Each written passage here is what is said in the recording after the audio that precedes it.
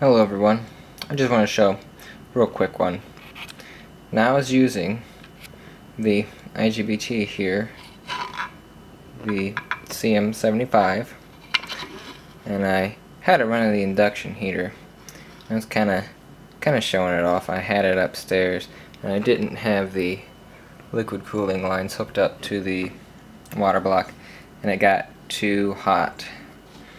And I started using it again later and started making a really weird type of chirping sound, and eventually a little popping, and it went.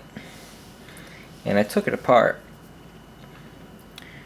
I saw what was inside. See, there's the upper IGBT that was burned out, and the bond wires, you can see, the bond wires have melted off of that. Now, I was using a heat controller once too that I made, and I noticed the same kind of chirping sound it made, and then shortly thereafter the IGBT went.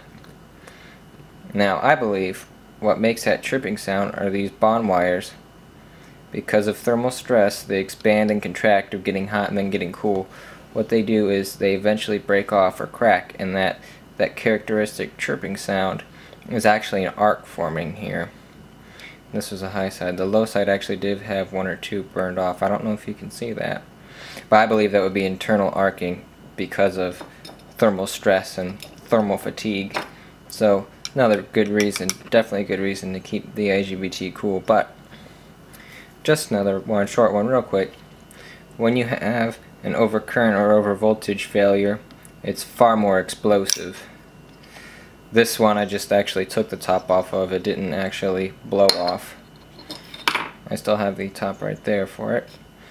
But you get an overcurrent or an overvoltage, something like that, they get violent. That actually was like that when I took it out of the inverter that I had. I believe it shot through.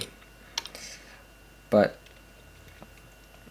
just thought that was interesting, just how the bond wires melt off of there, and still got all that goo in it.